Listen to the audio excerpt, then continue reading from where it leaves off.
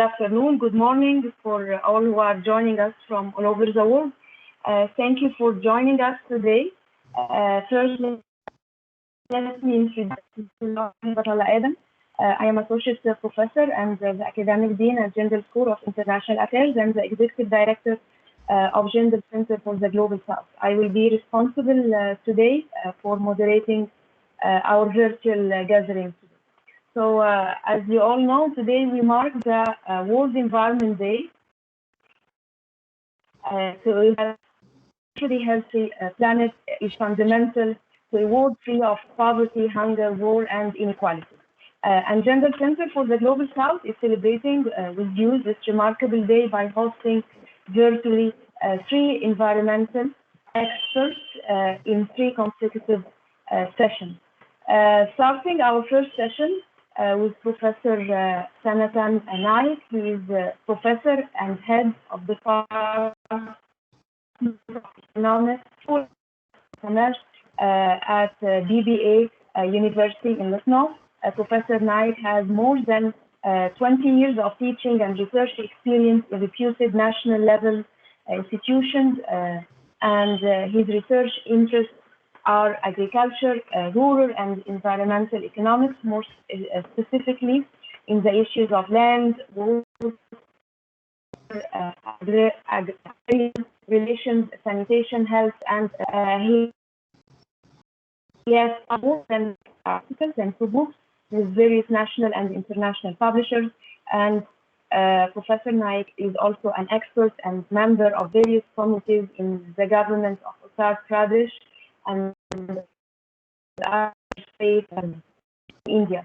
That's why, ladies and gentlemen, we are honored today to have with us in this starting session Professor Naik to share with us his expert opinion on a very important topic, India and pollution control, with the reflection on the International Climate Change Agreement.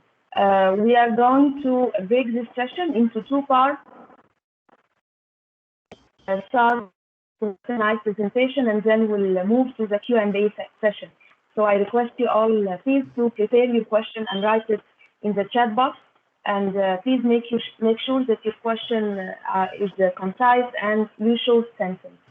This session is recorded. This is going to be on our official channel later on today evening. I will now hand over to my guest speaker to start his presentation. Professor Naik. Thank you, Dr. Hebtullah Adam, Associate Professor, Jindal Center of Global South, and my other panelist also, Dr. Kazi Sohag, Ural Federal University, Russia, and Professor Naveen Arora, BBAU Lucknow, and Dr. Firdaus Malik also, who has contacted me in earlier occasions to have a lecture on today, and my other colleagues from different parts of the country, my students. And indeed, it's a great pleasure on my part to deliver a lecture on World Environment Day on such a relevant issue, while remembering the environment of our earth. And like every year, we are celebrating this year also. It's a great occasion on my part also, and I am thankful to the organizer, Dr. Hebtullah Adam. And as we are now under these present circumstances, we are running 2 global crises. One is short-term in nature. Obviously, last year or more than 1 year back, it was started. That is COVID-19, which was engraved the entire world in a different, proportionately in different proportions. However, hopefully, the impacts may be in short term. But the other issue, which is a historical issue, in a long-term issue, and probably it is in future also it will prolong, that is global climate change. And because global climate change is a global or it is a continental issue, and I have a couple of questions. I have a couple of facts or informations to present before the August audience and for their consideration and for their understanding as well the issues, what is happening, how to control a serious issue like global climate change. Now shifting over the slides, is it audible? Is it visible to everybody? Please let me know. Not yet, Professor. Yes, sir. Please share it. It is not visible. No, your presentation is not visible. Okay, then open the.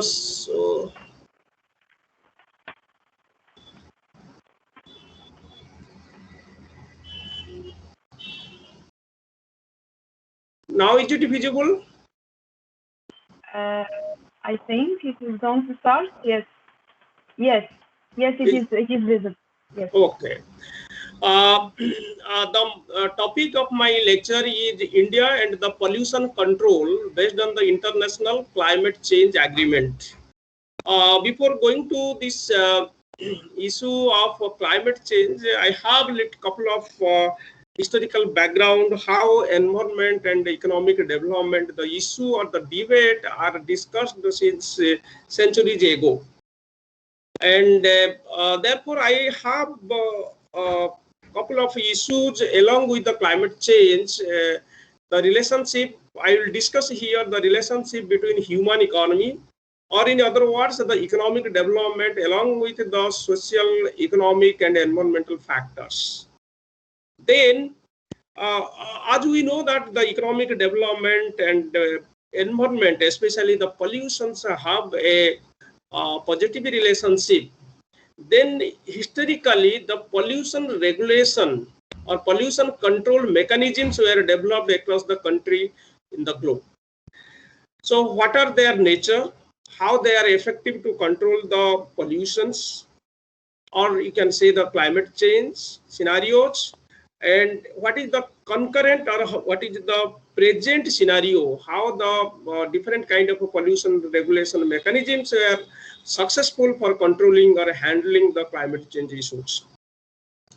Then what are the third issue is what are the international agreement, what are the international level strategy to control the pollution or to control the climate change issues, that especially at international, or you can say that international governance.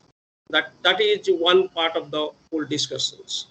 Then India is India's role at the global level so far as the demographic structure and economic structure is concerned plays a significant role in not only in Asia as well as across the entire globe. So therefore, what is the commitment? What India is doing so far in order to control the climate as per the international agreement, and how much it has been achieved in the direction of climate change pollution control.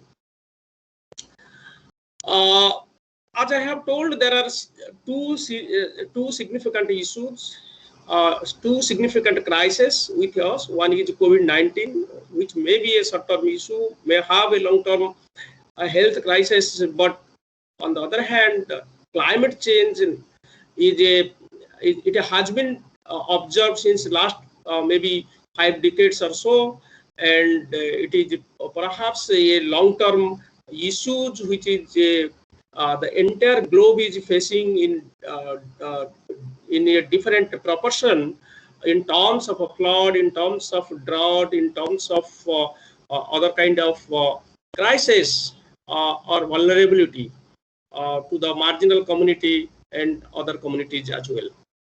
So therefore, the significance of climate change, considering the significance of climate change, I will have a couple of questions to discuss before you.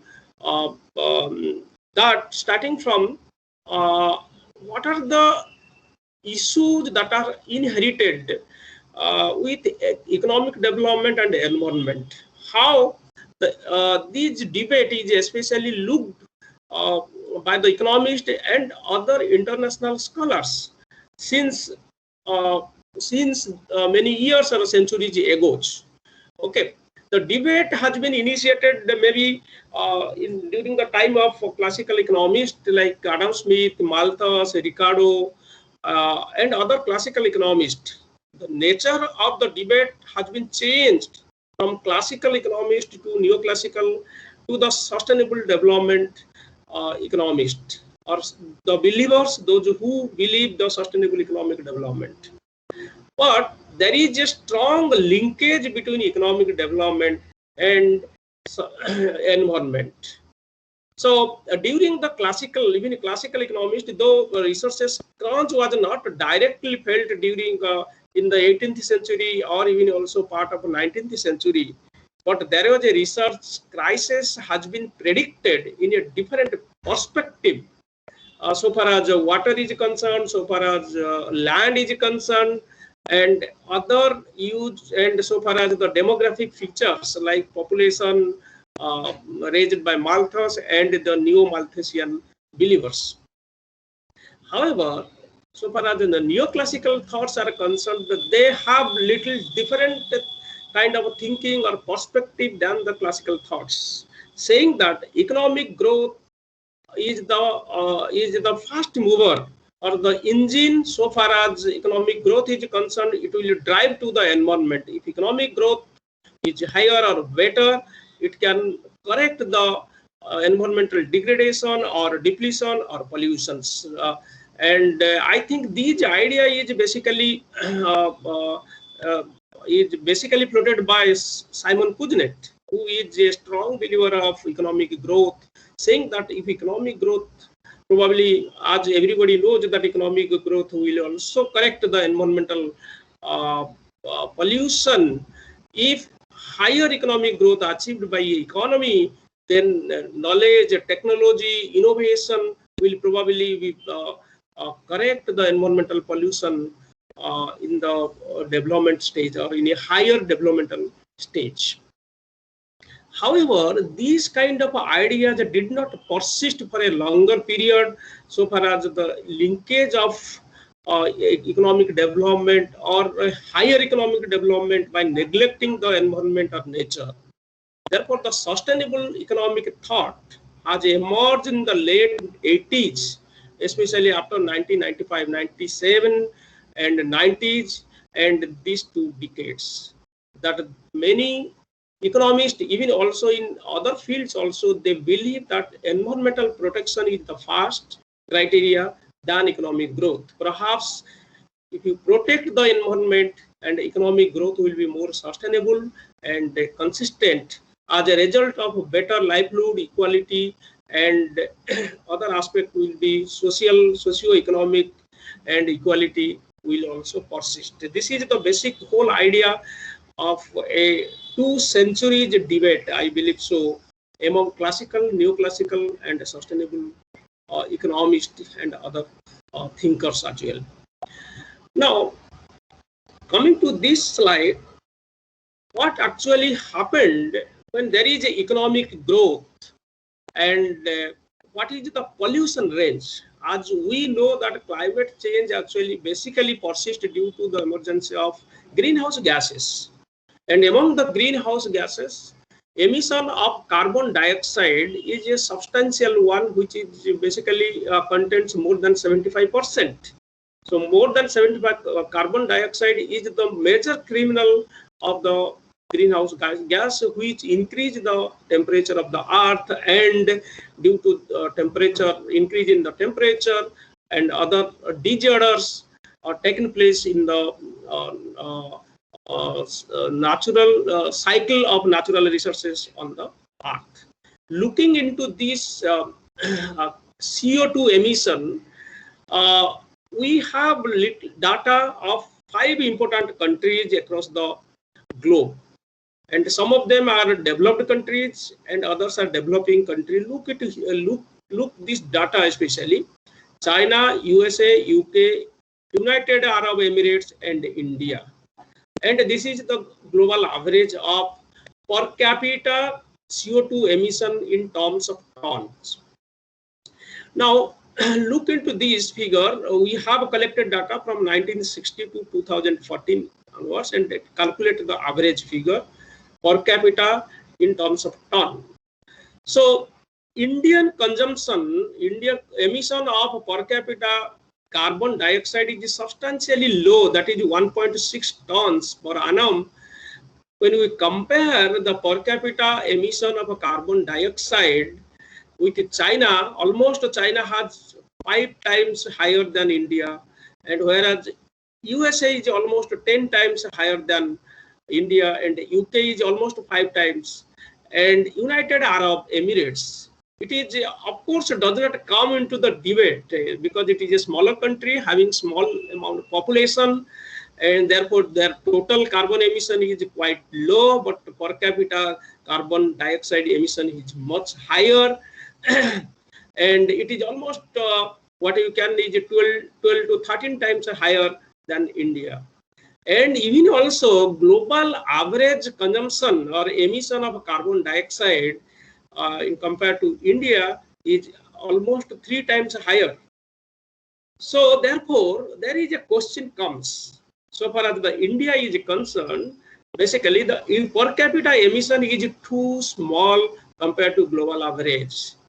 Therefore, is there a space for further economic development? If you compare with USA, if you compare with other developed countries, this is basically a big dilemma or big questions. When the developed country asks this question to the developing country like India, so where we stand, that this data speaks about this. Now coming to the next slide, especially, there is a strong linkage. You can see this figure, that is the socio-economic and environmental indicators of major polluters. Again, we are taking that demographic features, economic factors like GDP and CO2 emission, the share of total CO2 emission of the globe, and per capita global per capita CO2 emissions.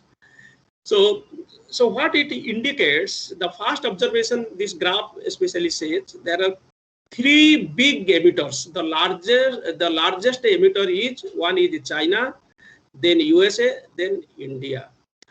The fact is that China, of course, the China and India, their population is huge, and therefore largely they are coming as the substantially they are coming as the larger polluter of the economy, whereas the USA, even though their population is quite lower compared to India and China, but also their total amount of their share is much higher at the global level. The share of CO2 emission is much higher at the global level because of per capita emission is substantially higher. So therefore, the issue is a comparison between 2 categories of countries. One is a developed country versus developing countries. Developed country, the nature is those who have been historically, maybe centuries ago, they have been polluting the entire globe because the pollution is a transboundary problem.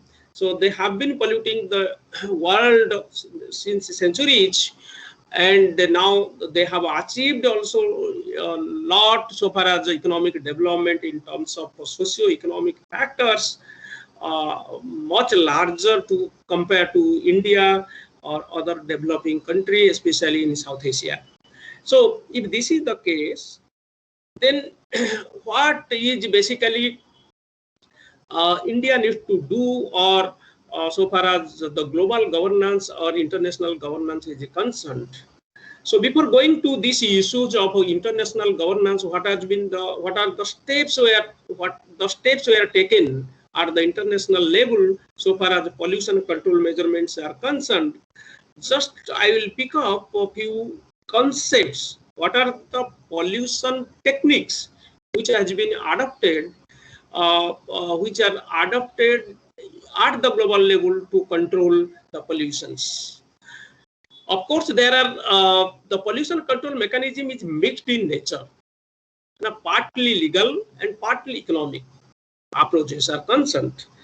So no approach is purely a legal approach or purely an economic approach. It is a mixed kind of approach. However, uh, uh, however, when you look into the approach, it looks substantially higher so far as the legal law is concerned, and some are also economic in nature. Therefore, I have categorized the entire approaches into two categories. One is the legal approach and another is economic approach.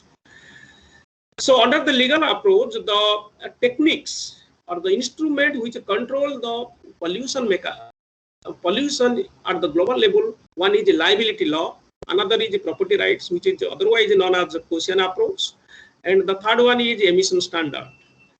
And so far as the economic approaches are concerned, it is effluent charges, we can say it is the carbon pricing, or also some of them also called environmental tax also nowadays, it is the otherwise.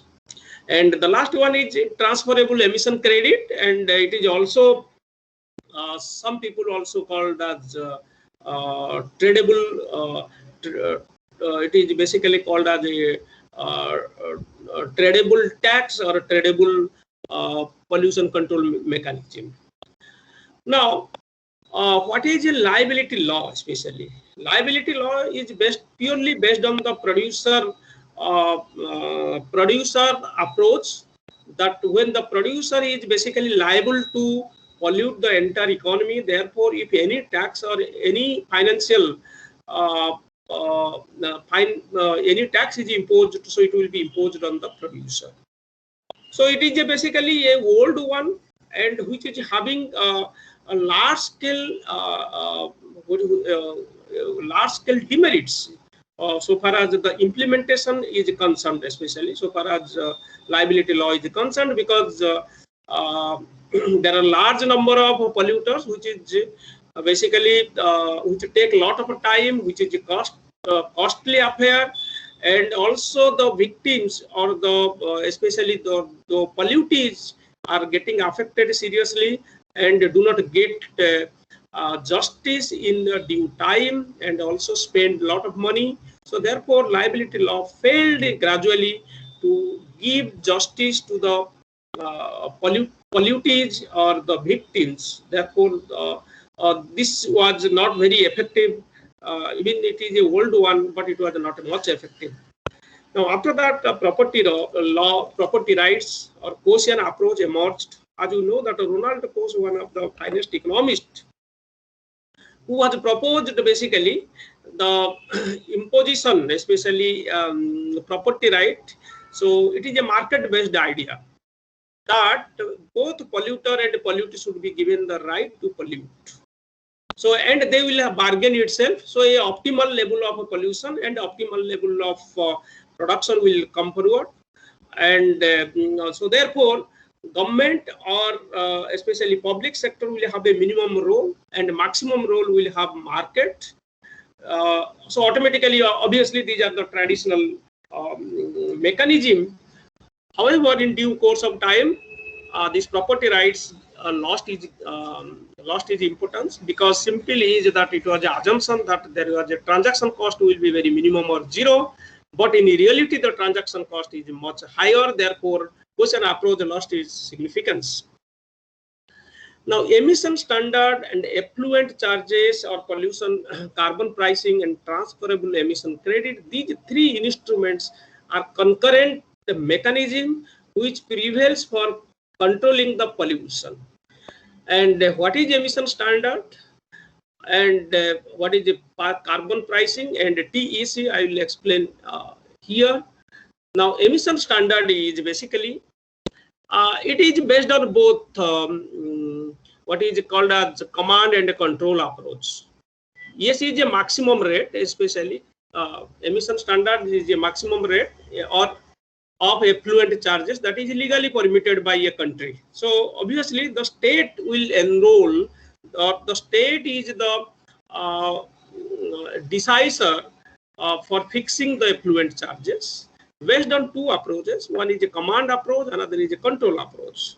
So what is a command and what is a control approach? That is basically based on both quantity and quality. that the state will fix the quantity of the pollution and also the quality of the pollution, and also it is a legal binding pollution mechanism. So therefore it is called both as a control and a command mechanism.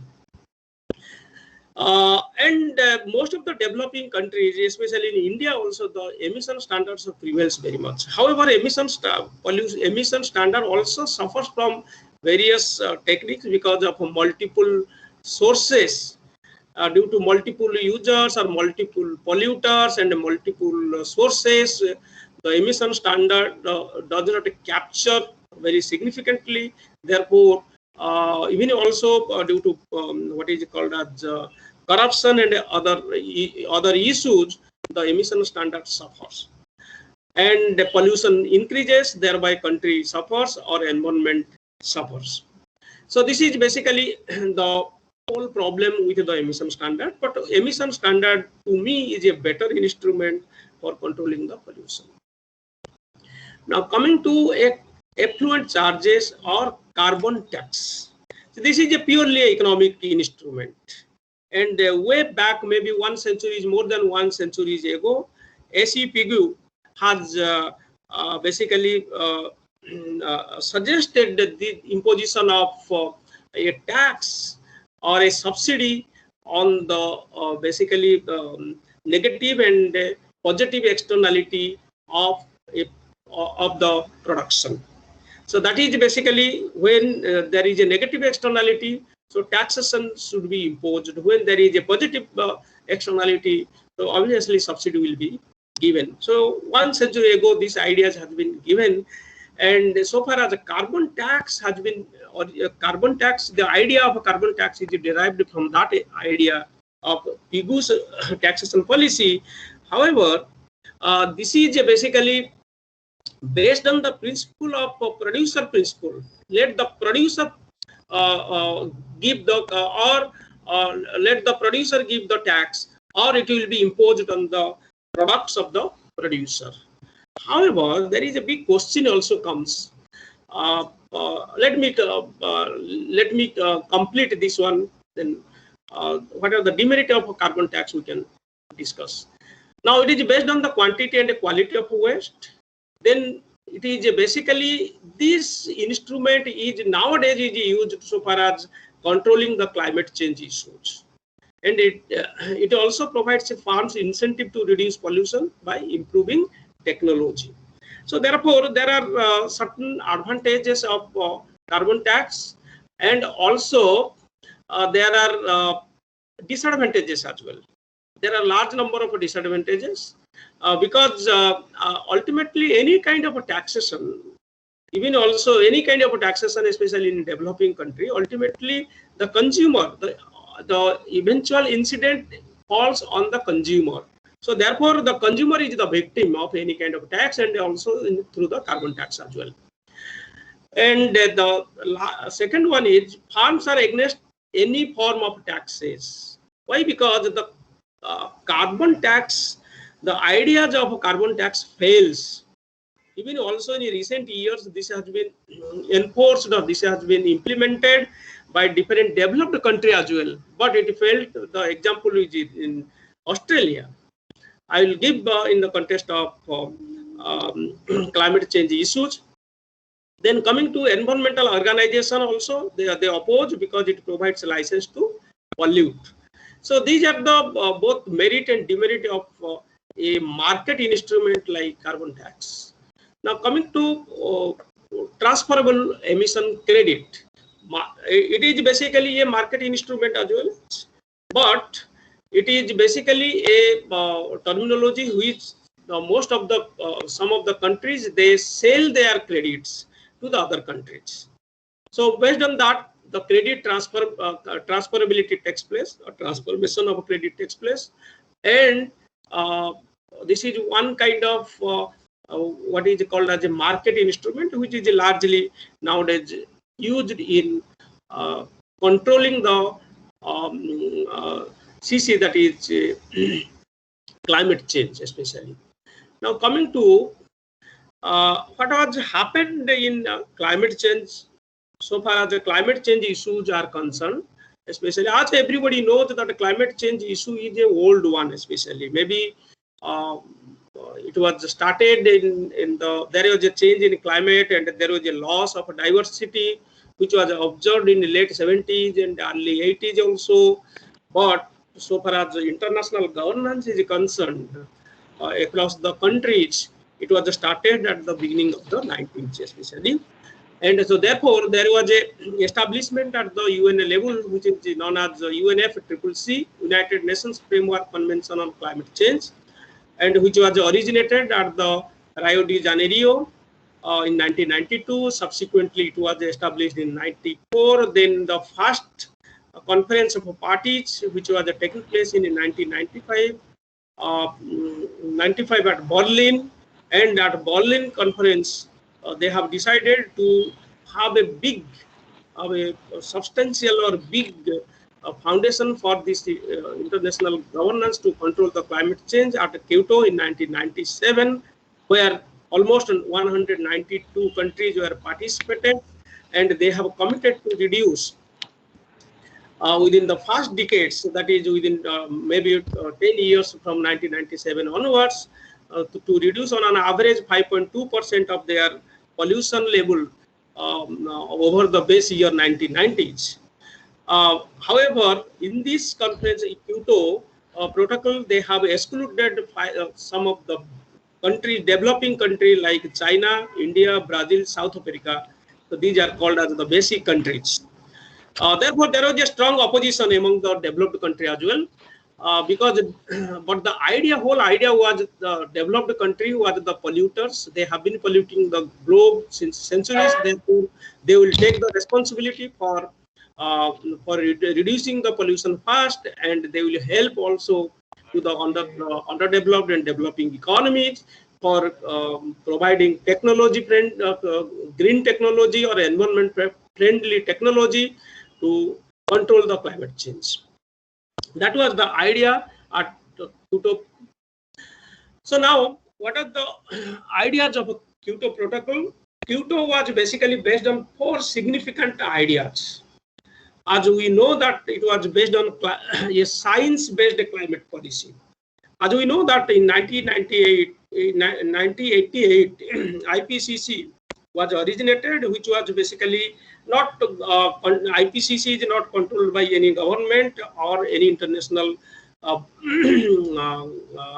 international bodies like UNO, etc. However, it is purely a group of scientists across the globe on different fields. So they have basically their observations are pure scientific. And now Kyoto Protocol also made some of the market-based climate policy instrument. As I have also told that there are 2 market-based policy instruments. One is carbon price or carbon tax, and other is your tradable emission control mechanism. Then one of the very significant decision was taken at the climate Kyoto climate, that is CBDR. What is CBDR? Common but differential responsibility. Because common, it is common, all the 190 countries, it was a common, because all the countries would participate at the international forum to take a decision to control the climate change. However, it is having differential responsibility because of developed country have polluted earlier. So therefore, they will have a better, or they will have a more responsibility to control the pollution than the underdeveloped and developing economies. So therefore, it is purely based on a equity or a fairness base to control the policy. Then obviously it was the coping with the free rider problem through international accord. So obviously, but the significant problem with this Kyoto Protocol is it was not legally binding. And this was not legally binding. It was highly flexible in nature. A country can do or may not do because there is no binding law for that. So therefore, based on these principles, the countries have tried to control their pollution level, So now what are the problems? If you assess very minorly or very intensively, you will find a lot of problems in the first period. That is, the first period is basically starting from 1997 to 2012. So during almost 15 years, what happened? After the end of the CP1 especially, there was a assessment by one international paper saying that Kyoto's first stage came to an end today, leaving the world 58% more greenhouse gas than 90s, against the 5% reduction of its signatories sought. It means in 2012, when the pollution level was estimated, it was 58% higher than 1990 level. But in 97 agreement, it was said that there will be 5.2% reduction of pollution over 1990 base. So in overall, we can say it is a complete failure. It is a failure. It is just an agreement. It was not a legal binded agreement. But in totality, we can say it is a failure. What are the reasons? The reasons has many, as I have told, that KP has a limited enforceable power because there was no law, there was no legality behind this. So therefore, there was a little impact or effectiveness on controlling the pollution. And efficient enforcement was difficult to attain in case of CPR. When there is no legality, so either enforceability is very limited. So therefore, this is one of the very significant area of or cause for the failure of the KP. Now, the second one is the success depend on efficient executions of its climate policy. How the execution will be done? Because there could be agree to allocate a reduction, but among themselves agree on differential target. As I have told, basically the climate change policy was based on CB, common but differential responsibility. Differential responsibility, that means higher responsibility was given to developed countries.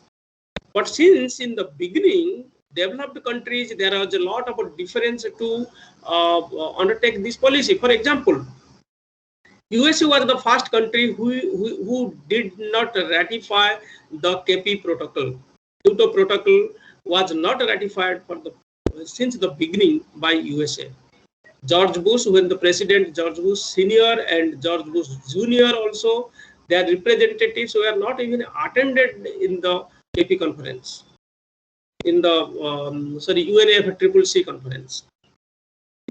And subsequently also, America and other developed countries were also did not cooperate or did not participate efficiently or wholeheartedly, that is effectively in this UNFCCC. Why? Because I will explain in the next slide probably. This is there. Now the second one is why this was there was a failure also, because carbon tax did not also get much effectiveness, though some of the economists strongly argue in favor of carbon taxes, but it was failed. Why it was failed? Already I have told there is a lot of demerits of carbon tax, and especially the business community also did not support it. Why? Because the price mechanism will get disturbed, or trade union did not support it, and even also environmental activists do not support it. And Australia is one of the great example for failure of the carbon pricing.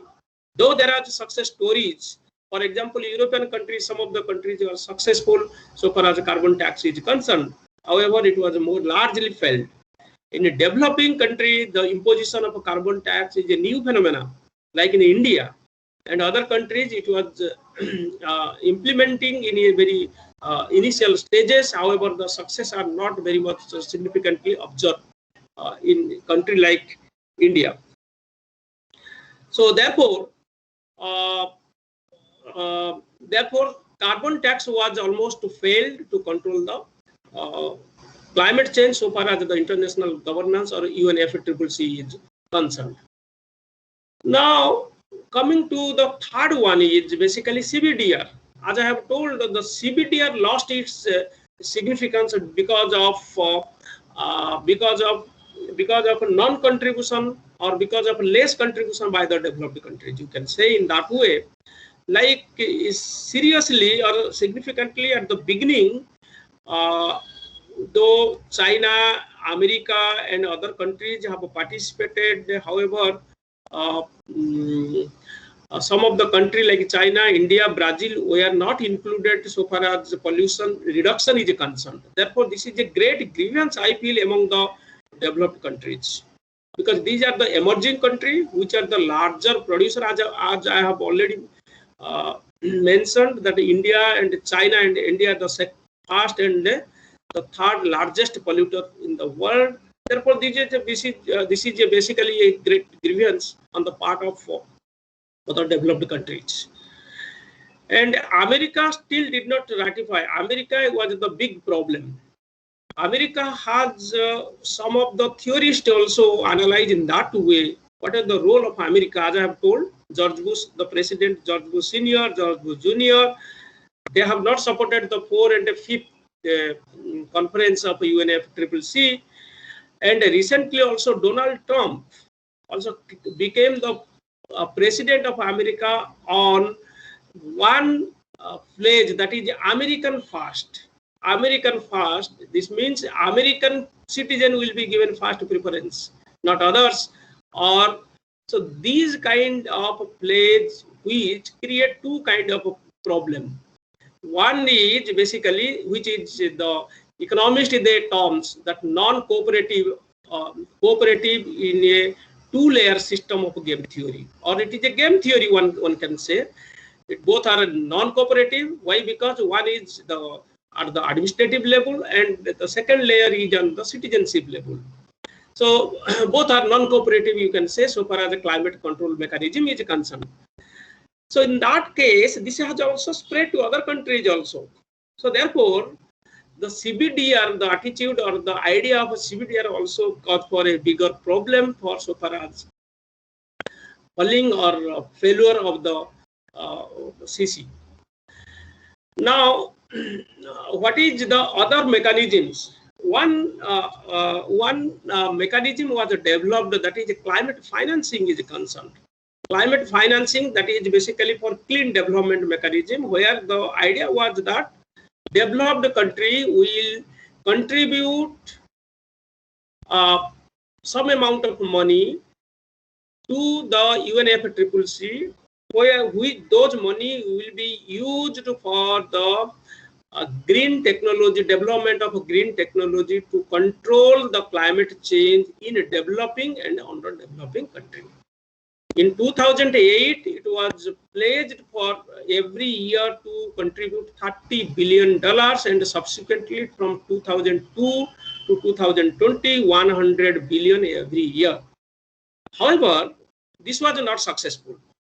I have some data that why this was failed. Already this is the CMD program was also failed, and what is the exact achievement?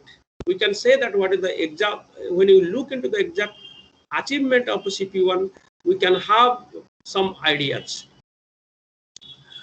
I will come to what is the exact achievement of the entire first and second CP. Now, this is all about the first CP.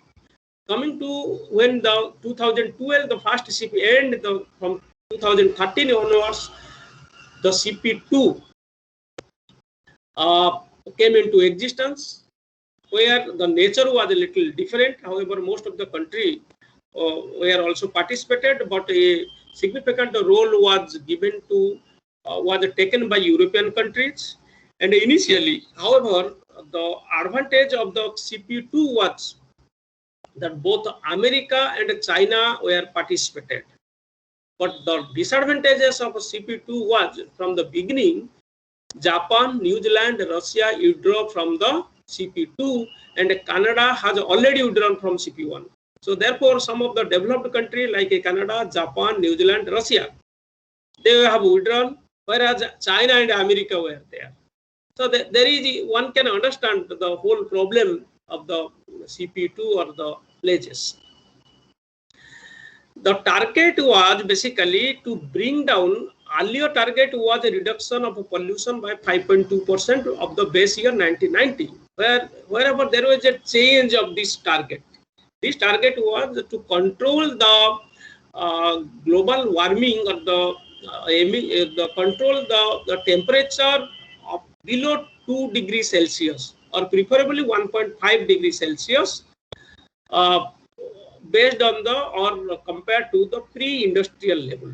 This was the target so far as CP2 is concerned. It was based on basically the 5th IPCC prediction that IPCC has predicted in 2013, saying that 3 to 5 degrees Celsius will increase if there is no serious action is taken. So if this is the case, then obviously the CP2 was formulated where 160 or more, almost 190 countries participated, and in 2015 at Paris there was a serious agreement, and the Paris agreement was, I think, a tremendous that way it was a tremendous for getting some kind of a consensus for controlling the climate change consequences. So now these are based on the same kind. That Paris conference was based on four attitude or 4 features. One is controlling the temperature below 2 degrees Celsius. Second is protect the people and the nature from the worst effect of a climate change, especially the marginal and vulnerable group. And third is to deliver 100 billion per annum on easy terms and conditions for climate debt finance, technology, capacity building, etc.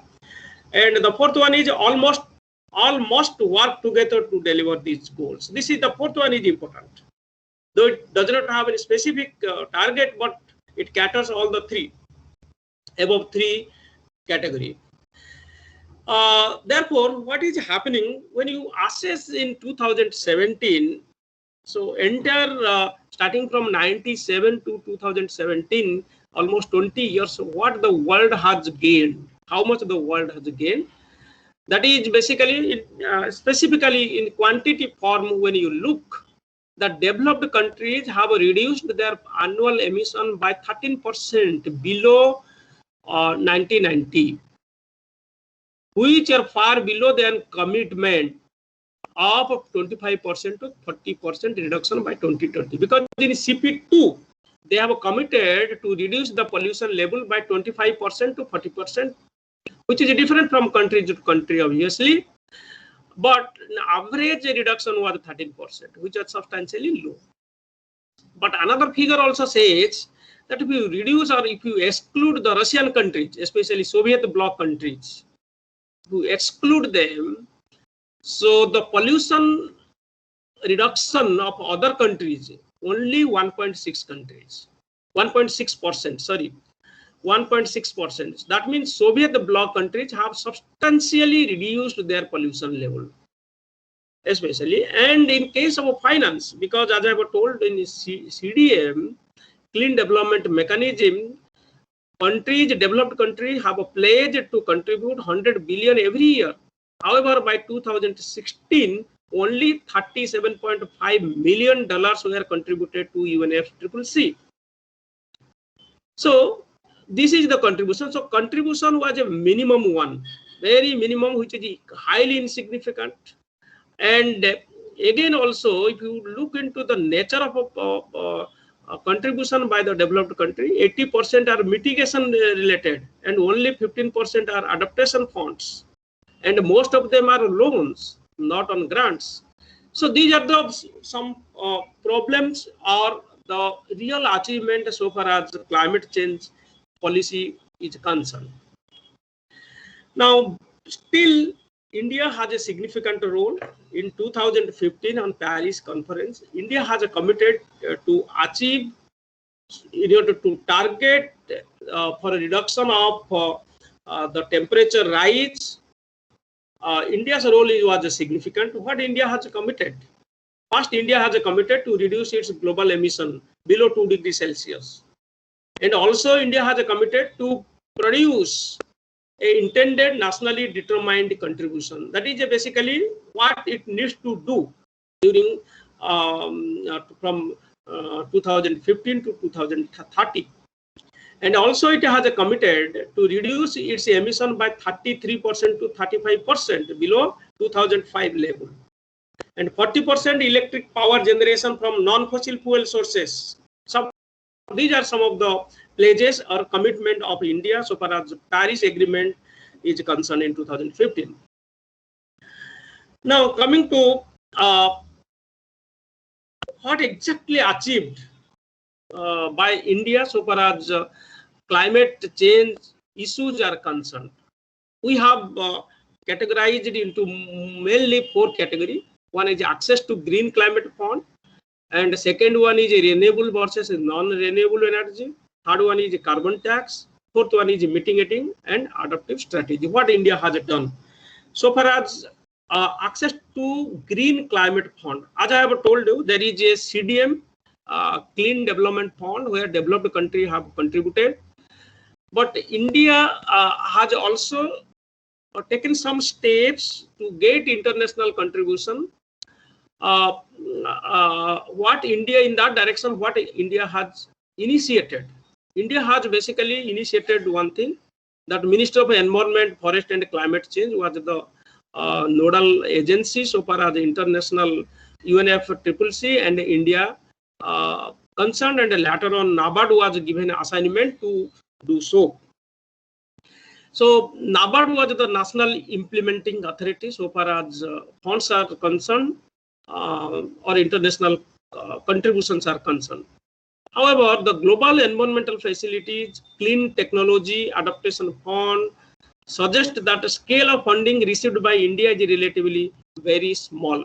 Very little amount of what you can say contribution was achieved so far as international contribution by the developed countries are concerned. India has a minimum one.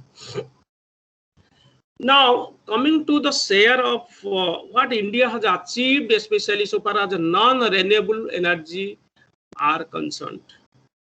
In that direction, I think India is doing better. Or if you look into this data, especially this green one especially, it is increasing, especially that is renewable energy sources.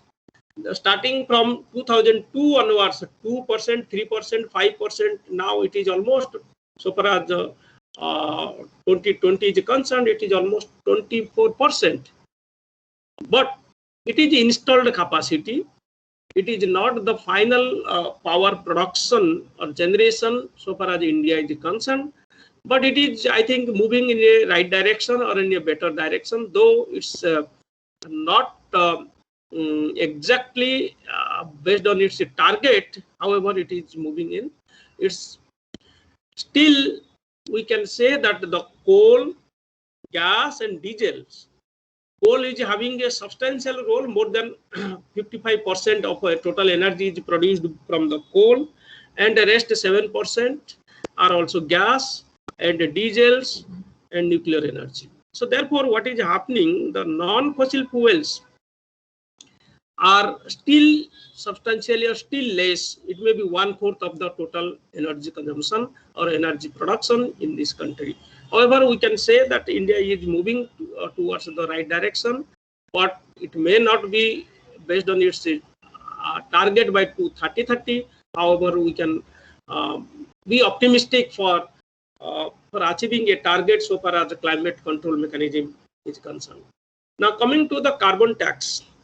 I have already mentioned the carbon tax so far as the developed countries concerned. It is not a very successful instrument for controlling the climate change, but India has also introduced in 2008 onwards.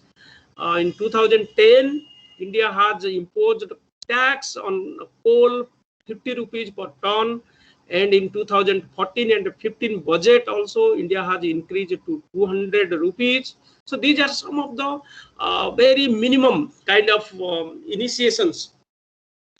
Okay, am I late a little bit? I will take another five minutes.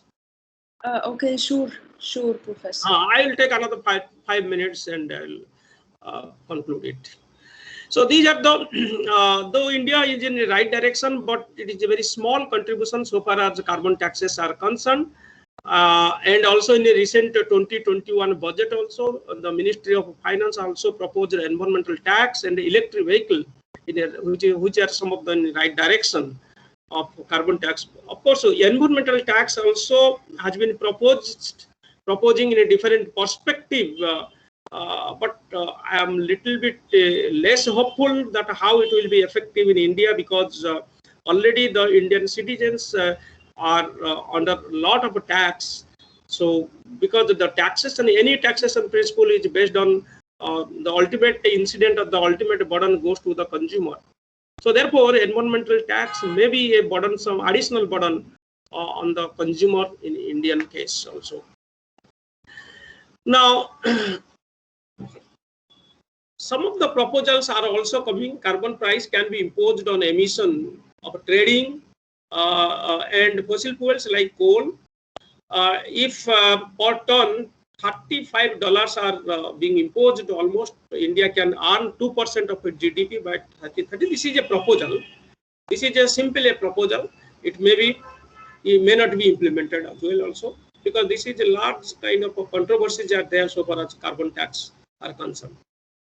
Now, India also simultaneously, India has also taken a lot of mitigation strategy. It is initiations and also adaptation strategy, like National Solar Mission, Kochi Airport, Smart City Mission, and National Heritage City Development and Augmentation Yojana, Atal Mission of Amrut, which is basically a program for urban development on a sustainable manner. Swachh Bharat Mission also.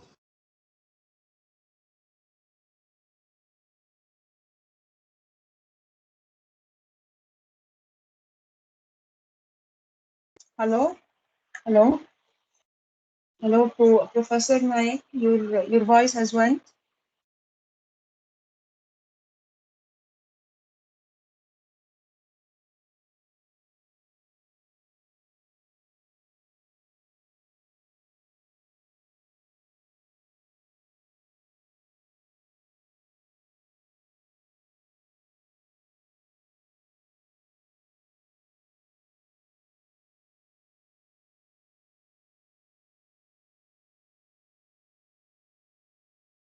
Your voice is not coming.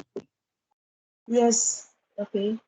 So maybe it is technical problem from his side. So Professor Nayak, your voice is not audible.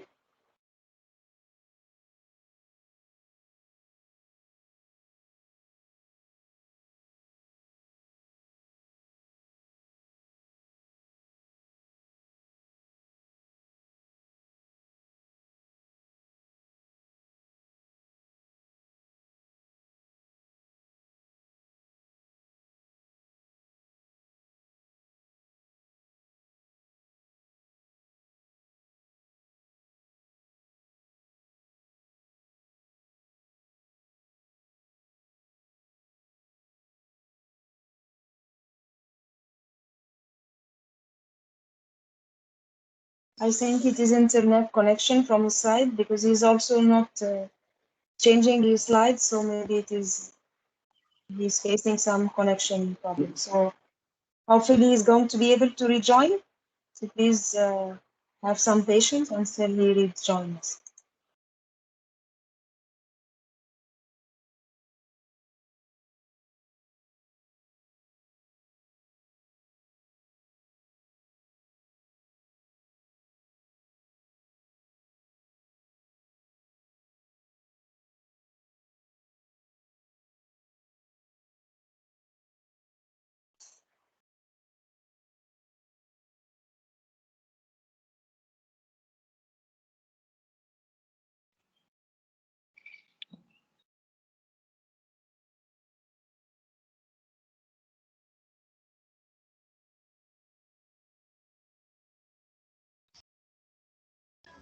Oh, I'm sorry.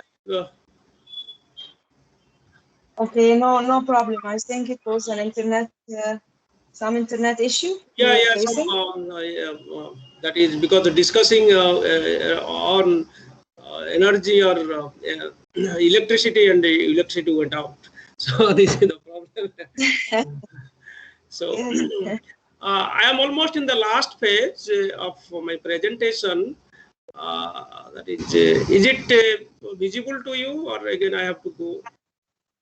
No, you No, please it's not share it. visible. Again, I have to share it.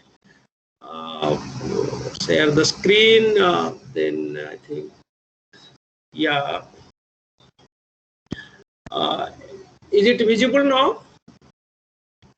Yes. Yeah. Yes. So these are the, as I have told, that India has already started some of the adaptive measures and also mitigative measures, and these are the some of the adoption strategy to control the climate change. And of course, this is these are not only a point of view of climate change, but also a sustainable development model, which India has also started. But these are all also, if you look closely, if you look into, there are also a lot of loopholes, or there are some problems in almost all the programs. Those who are working specifically on these programs, they can find the loopholes, what is happening there. Now, my major observations in the whole debate is basically there is a substantial, number one is there is a substantial gap between the normative approach and the realism, which we call it is a neo-realism. The normative approach, what is basically proposed in the international governance model for controlling the climate change, and what is being achieved, there is basically a lot of gaps persist in the whole mechanism, as I have discussed, the 20 years or more than 20 years, 25 years of negotiation across the countries at the global level. So far as India is concerned, again, I will remind the economist, because there is a proposal of green accounting to GDP. Some of the developed countries have initiated in 90s also, but India has not yet started or not yet doing any positive work so far as including our GDP so far in terms of green accounting. That is also a big loophole is there, and we need to work in that direction. Then also there is need of a budgetary provision for abatement cost. Abatement cost is a serious problem unless until and unless these provisions are made at the budget. So there won't be substantial improvement to control the climate change will not be possible. Then carbon sink needs to be expanded. Today, also you might have read that since 2000 to today, during 2 decades, there is a 7% decline of forest area across in the globe.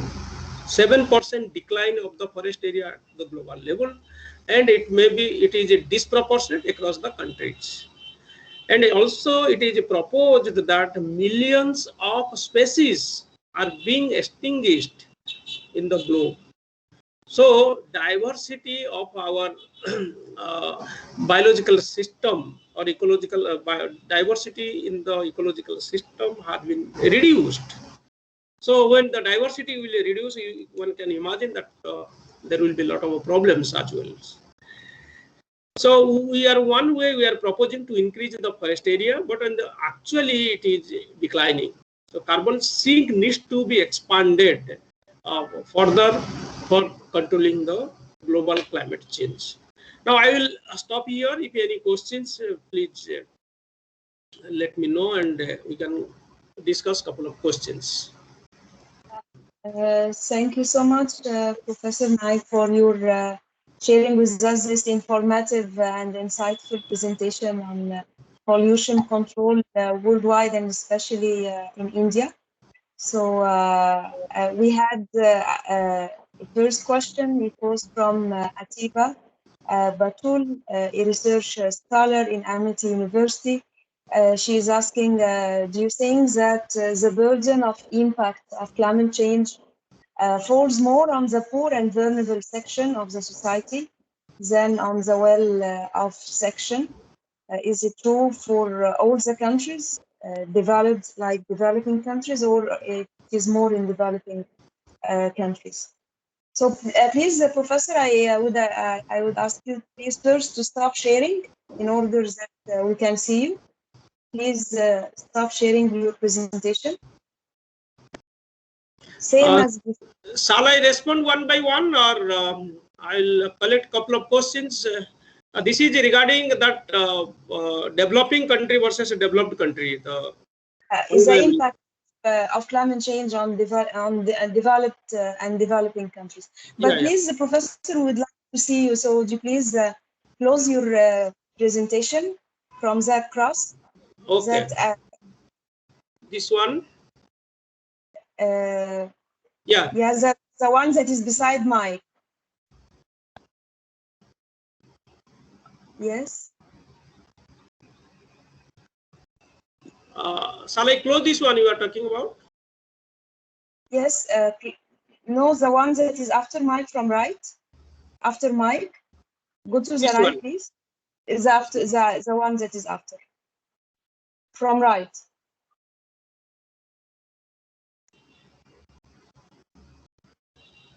No, I'm not getting what you are telling exactly.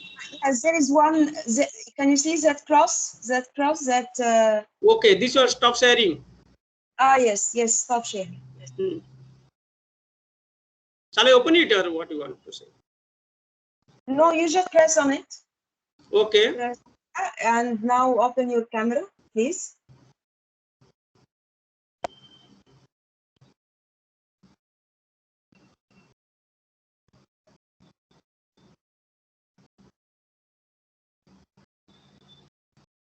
Yeah, camera is on. But it is not coming. Yeah, I think it is not on. Yeah, it's not coming. Yes, it is on now. It is on. It went.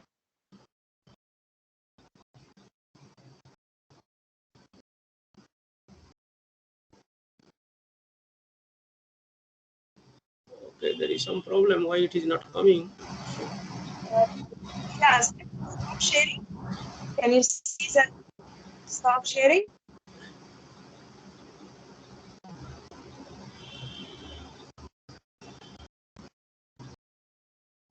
It's not coming. Let me try. Yeah, stop sharing, please. Stop sharing. Yes, stop sharing. Yeah, the other one. Okay, From one. the Yeah. No, the other side. This one. Yes. This one. Okay. Stop sharing. Yeah, and camera on. Okay. Yeah, it's not coming. That's all. No. It is okay now. I can see you. I can see you.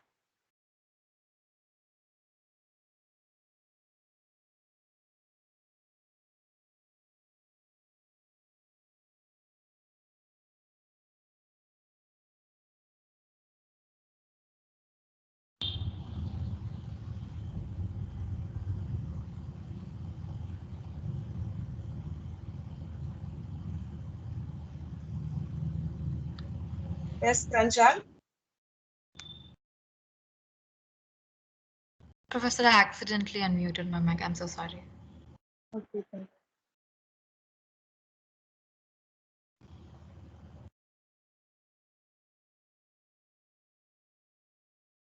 So until I think he is facing another connection problem. So please, until he join, if someone would like to ask a question or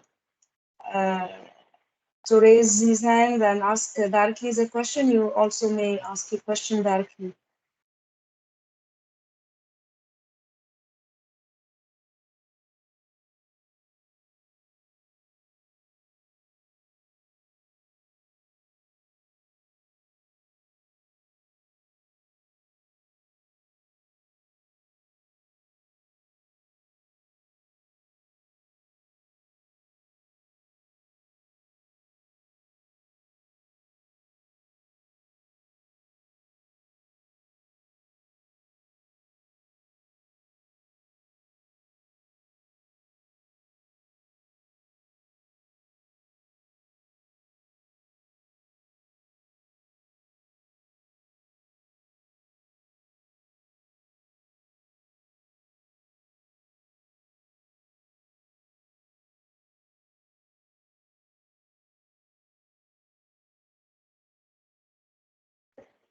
I hope that Professor Naik will be able to rejoin us.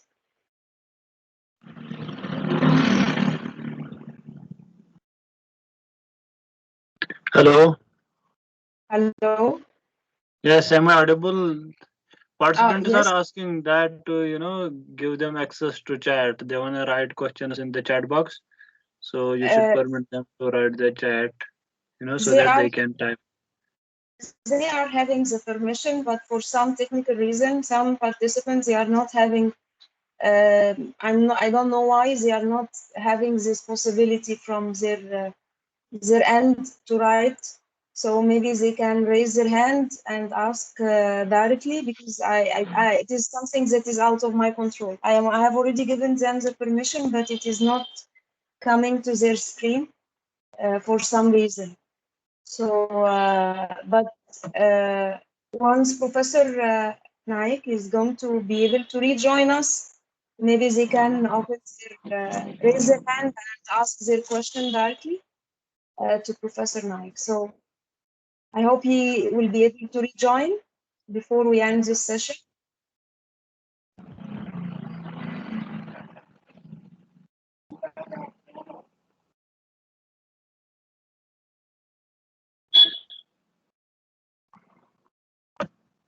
Yes.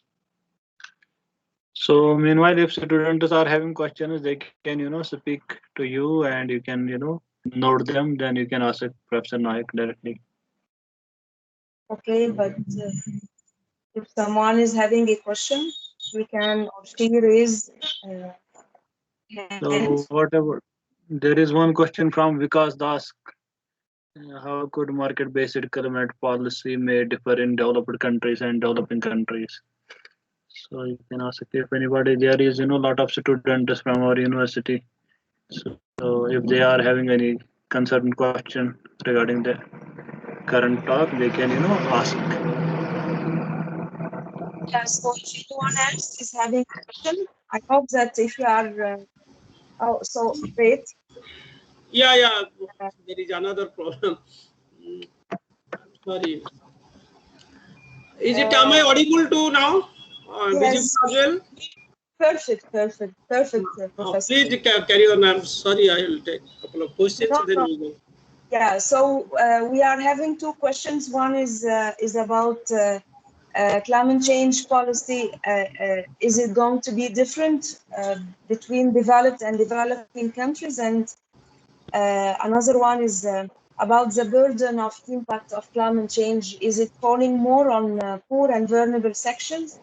And is it different also between countries?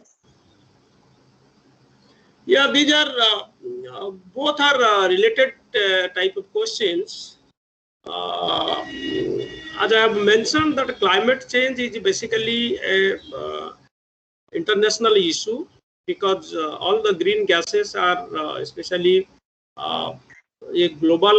It prevails across the countries. Do not restrict itself in a boundary of a particular country. Therefore, impacts are not relatively. It is not exactly happening in the specific country, except I think water pollution and land pollution are concerned. But so far as air pollution is concerned, it is a transboundary in nature, obviously. So therefore, developed versus a developing country, there are two issues. One issue is that what is the intensity of a pollution in a particular country. If you higher the pollution level, maybe the vulnerability will be more. And also the adaptation capability or adaptation capability of a particular country. That I was reading on the other day, there was somewhere that even also across the vulnerability is concerned, so far as the intensity of a flood, drought, and number of incidents are concerned, it is not only happening in the developing country, it is also more in the developed country like USA. So that the number of incidents, so far as the climate change related incidents are concerned, even also it is happening more in the developed countries. But here particularly one significant question is, what are the adaptation capability of a country? If it is a developed country, obviously their adaptation capability is higher. If it is a developing country or underdeveloped country, their adaptation capacity is lower. So obviously I can say that vulnerability will be more. So if it is underdeveloped and developing country, underdeveloped countries and developing country, the vulnerability is more, and if the number of incident is higher, obviously the vulnerability will be more to the marginalized section. Simple reason is that the adaptation capability of these two types of countries, underdeveloped and developing country, are less. So therefore, there is not a very clear-cut diversion or clear-cut answer that developed countries are less affected by climate change. We cannot say. Number of incidents are also higher in America than in India and other underdeveloping and developing countries. However, the adaptation rate of American citizen is much higher than the counterparts like India and other underdeveloping countries. And obviously, where there is a poverty, where there is a vulnerability, marginalization is more, obviously vulnerability will be more. So that way, developing countries and underdeveloped countries are victims in a larger extent compared to developed countries. This is to my perception and this is my understanding. And also the data says that America is also no more exception to the climate change so far as the vulnerability is concerned. So I hope this is probably satisfied this answer. Yeah, sure, Professor. So any other questions from our attendees before we end our lecture, our session? So we had two questions. Yeah, please, if any questions, please carry on. If any other questions, if you are not able to answer, you can to raise your questions in the chat box. You can raise your hand and leave your comment or your question. Okay, I think, Professor, that's all for our session today. So before ending this thought-provoking session, I would like personally to express my gratitude for you, Professor Naik, for accepting our invitation and making your time to join us today and to make our event to be successful by your presence with us. So I'm really gratitude for making your time to be with us. It is really great honor for Jindal Center for the Global South. Thank you so much, Professor Naik. And also big thanks goes to all our active participants. And I request you all please to join us in our next session from 5 to 6. And meanwhile, please, before you end, and